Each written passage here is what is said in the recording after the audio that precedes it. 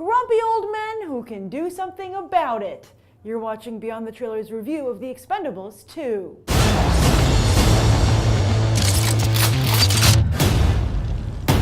I'm back. You can't let the contents of that safe fall into the wrong hands. What's the plan? Track him, find him, kill him. Yes, Hollywood has long thought that the stars of The Expendables were, well, expendable. But Sylvester Stallone has never been one to leave his fate in the hands of others. Just as he jump-started his career by writing Rocky back in the 1970s, he gave his career a second life by writing and directing The Expendables back in 2010. Made for just $80 million, cheap for an action flick these days, Stallone and crew blew up the box office and laughed in Hollywood's face with a worldwide haul of $274 million. Suddenly, Stallone was relevant again, and like the tank he drives in the film, he has no intention of slowing down.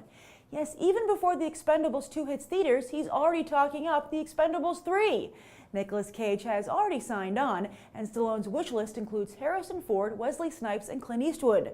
The first two I can actually see signing on, since Snipes is currently in prison and Ford is pretty much under I can't get a job house arrest. But Eastwood is extremely unlikely, especially considering that the Expendables don't take themselves very seriously.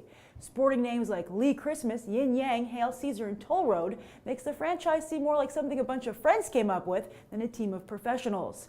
And it's too bad, as such humor undermines the fact that these guys are professionals, delivering some of the greatest action movies of all time and sporting a level of charisma often lacking from today's action films. Indeed, Arnold Schwarzenegger is hoping to prove he's still got it as he tries to rebound from not only a long absence from the silver screen, but recover from a devastating personal scandal.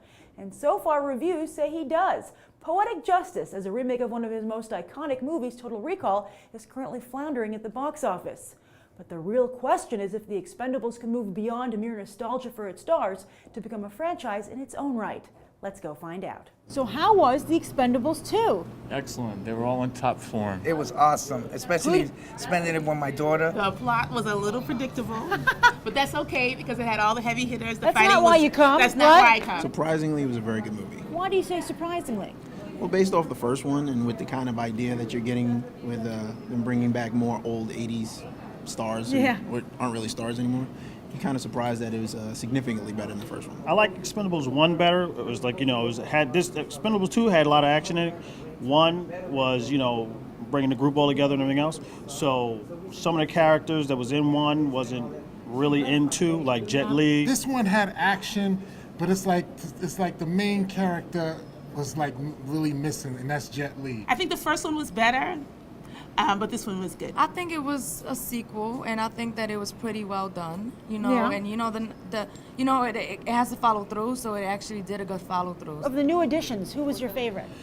Van Damme. He still had the kicks. He still had the moves. He still does? He still does. He was really good. I've never seen him in a role as a villain because he's usually the hero. Yeah. So it was nice, and the fight scene with him at the end with Sylvester Stallone, I thought was really cool. Oh, that's good. I like the fact that the lines that they used were based on the movies that they were in. I'm an 80s baby, so I love seeing all these old stars that I grew up with. Who do you geek out the most over? Probably Chuck Norris, actually. Oh, that's great. They're thinking of making Expendables 3. No. No? Leave it alone. Leave it alone. I think we're good. Do it. Do it? Bring it. They signed Nicolas Cage already. Nicolas Cage for Expendables 3? Yeah. Oh. What do you give it on a 1 to 10?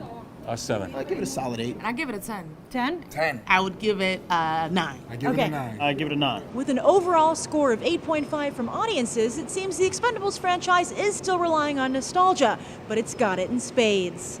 I'm Grace Randolph reporting from Regal Ewok, and I hope we'll go beyond the trailer for these other top movies.